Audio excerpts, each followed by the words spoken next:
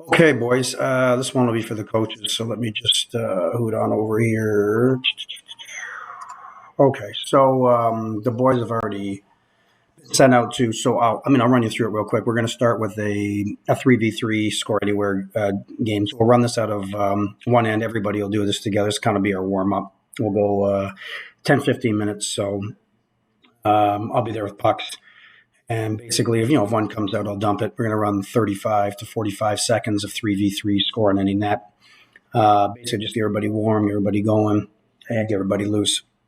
Then what we'll do is we're going to split the ice up, and I'll probably get each one of you to run a station. So the first station I'm going to run on one half is Crossfire 2v2 drill. And basically, the premise is we'll set up 4 cones. And I said, I'll probably make these a bit wider, just, given our age and our skill level. If I was going with, AAA and I was, U16, I'd probably shrink this area a lot more. But because we're at U14 and it's AAA practice, I want it to be a little bit easier. So we'll probably bring these out just a little bit. I'll pick it. And I will probably allow them to come just outside the dots a little bit. And so whoever's running this, and give them a little bit of grace if they're in and around this. Basically what this game works on is, and we'll use black and white. So we'll assume that red is black and blue is white. So to start the drill off, you'll put in 4 black, 2 white, obviously, right? And the rest of the guys will sit up here. You have a coach here. And this will be one of you guys. And basically what you want to do is you want to fire a puck to one of these 2 guys here, all right? And their job then is to get that puck inside here and try to generate a shot on goal. So basically it's get a pass shot. If you don't have a shot, dump it off to this guy and then move. What we're finding now in games is that a lot of our guys will make a pass and then they'll stand there and watch it. What I want them to do is make a pass and then roll and get open, get somewhere around here. So when you're coaching this, emphasize to the kids that it's not good enough to stand still. You've got to work to get open to get a shot. So again, if they pass it, let's just say this guy dings it to here, let him roll back up here. Let this guy roll down here. So now this guy's got a couple options. Now, these 2 guys can pass to each other, just cannot shoot. I'd really like them to try to get the puck off their stick quickly. And I'll show you a video here in a second of how it actually looks in practice. But really emphasize the 2 guys in the middle moving and also emphasize these guys moving. Like they can move anywhere along the dot line here to try to make a better pass. They don't have to be standing still. And you're going to see that in a second when I show the drills. So again, emphasize on quick passes, emphasize on moving away from the puck, finding open ice. And then again, when they do, get quick shots off. Don't stop it and then shoot it. Try to onesie it or try to quick release it. Try to do something like that. You're going to run this 35, 40 seconds, and then all these guys will come out, and then what will happen is we'll then put in 4 white guys. So blue which is really white, they'll go there. So blue, blue, blue, blue, and then 2 blacks will go in, all right? Sorry, whites, not blues, whites. And then you'll switch it. And also tell the guys, if you were here the first time, go into the middle the next time. If you're in the middle this time, go on the outside. So let everybody play every position. We're going to do this for probably about 15 minutes. I'll time it. I'll be floating back and forth between the 2 stations just to make sure. And if I want to interject, I will. But that's the kind of the idea with it. And, encourage these guys here on the sides to be loud, yell for passes, yell, take a look, keep these guys here that aren't in there engaged, watching. And then, ask them questions. What did they do well? What didn't they? Stay engaged with them when they're on the ice. All right. So that's what the drill is. I'll show it to you here. Just watch this real quick. Crossfire scoring is a game that teaches players how to generate scoring opportunities from within the width of the dots. The game begins by having 4 cones or tires placed on the ice, making a box from about the face-off dots to just above the top of the circles. 2 players are designated to be the defending players for the shift, while 2 players are designated as the offensive players. 2 additional players are assigned the role of the flank passers. Their job is to use deception with their eyes and blade to find open passing lanes and get the puck to the dangerous area of the ice for their teammates to create a scoring opportunity. Shifts last 30 to 40 seconds, and 6 new players jump into the game on the coach's whistle. All right, so again, pretty simple. And, again, I think we're going to have between 10 and 12 to a group. So, this one requires, 6 at a time. So you're going to get guys, doubling up every other time. It's no big deal. It's not an incredibly taxing drill. So again, keep guys in and out, keep them going. And that'll be that drill. So, any questions, you'll see me before practice, come talk to me, but pretty straightforward. So I'll get one of you to run that one. All right. Now the other one we're going to do is what we call the shoot or die drill. Now, usually I run this with a goalie here and a goalie here. It's pretty cool, but since we only have two goalies today, we'll run it with one. And basically what this is it starts off as a 3v3. So one of you will have the pucks up here. You'll have whites here, blacks here. You'll dump a puck into a corner, flip it in, shoot it at the goalie, whatever you want, doesn't matter. Let's get the drill started. Whichever team gains possession of the puck first. So let's just say it's black in this particular instance. So black has the puck. You're going to start counting immediately. And you're going to give them between 15 and 20 seconds to get a shot off. All right. Now, it can be shorter than that. It doesn't have to be that long. But if they haven't taken a shot, and let's, depending on how the drill goes, like try it at 15 seconds. If it's not long enough to develop a shot because there's a lot of battling going on, then again, we can make it 20. We don't want it more than 20 though, because we really want to force them to take shots. So black gets it. And let's just say that this guy, quick bank pass, this guy walks out and he shoots and the goalie makes a save.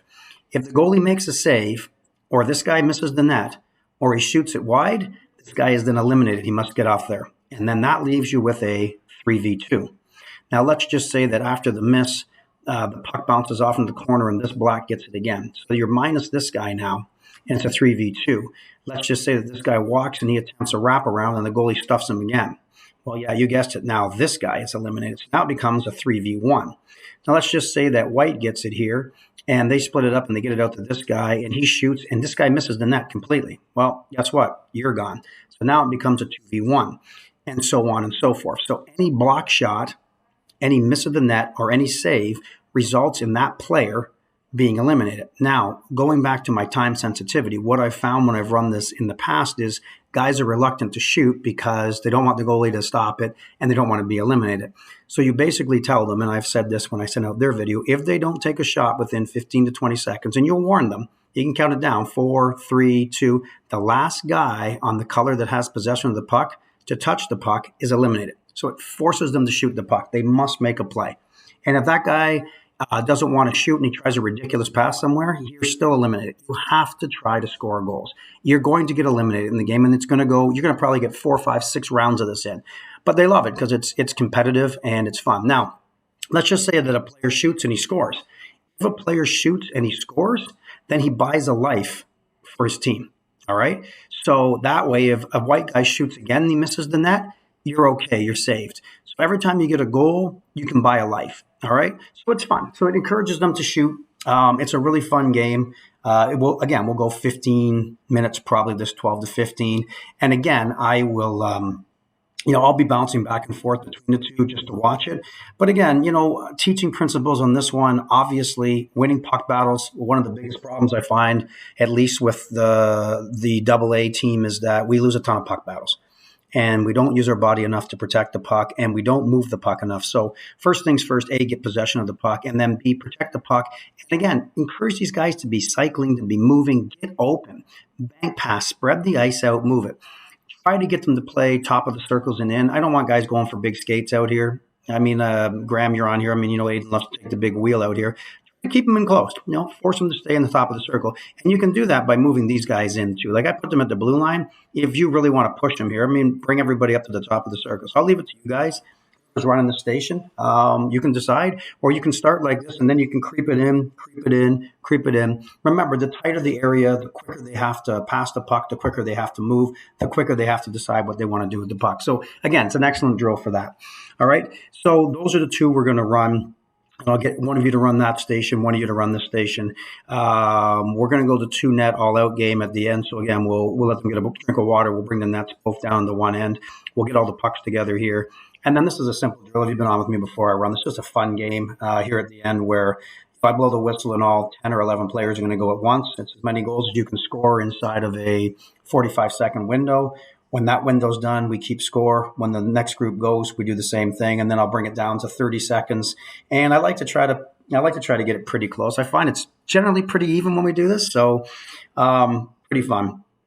And then what I think we'll do is we'll go 4v4 on the full ice, and then basically what I'll probably get you guys to do is just grab a bench, one black, one white, and I'll just get you guys to make sure that obviously guys are going out fairly.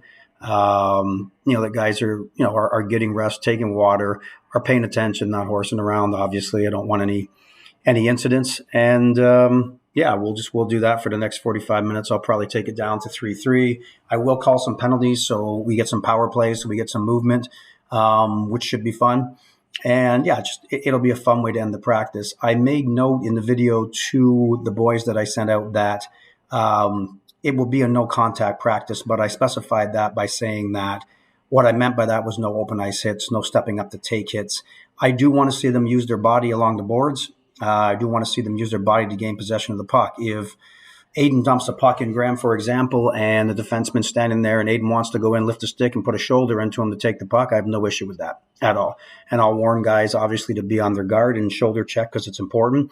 But what I don't want to see is, like Dan, like Sharp played for us the other night. Much like Hardy does on our team, Sharv loves to step up and hit guys, which is fine. I just don't want it out here. So again, I'll make note of it to the guys that hit. Just easy, protect each other when they're out there. I don't want a non-physical game. I want them to use their bodies, especially around the boards, especially where it's safe, especially where they can gain possession of a puck. Even in the neutral zone, a stick lift and put a shoulder into a guy is fine. Just no step-ups, no open ice hits, no hitting anybody with their head down. So emphasize that when you're on the ice, that it's, compete hard, but safety first. During the game, if you guys will be kind enough when you're on the bench, and Dan, I imagine you guys do this a lot, and Graham, I don't know that we do, especially for defense, move the puck D to D. Encourage them to use bank passes. Encourage them to take their time. If they look up ice and the D doesn't see what they like, quick little circle back, roll back, hit your partner with it again. Take your time. It's 4v4. There's tons of ice out there. You don't have to rush it. If something's not there, tell them to look, tell them to take their time. And I think that will help a lot. I know, Dan, I know what Paul's like. I know what he preaches. And I said, I'm not 100% sure on our group. I'm not part of the bench staff, but I do want our guys, especially, and Graham will know this, take their time out there, especially the defense. Make good passes, and have some fun with it, all right?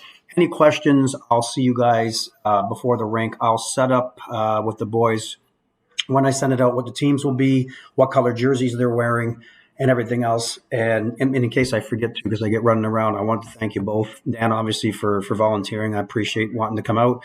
And Graham, thanks for coming out when I asked you. I appreciate it, guys. Any questions, just let me know. All right? See you guys tomorrow.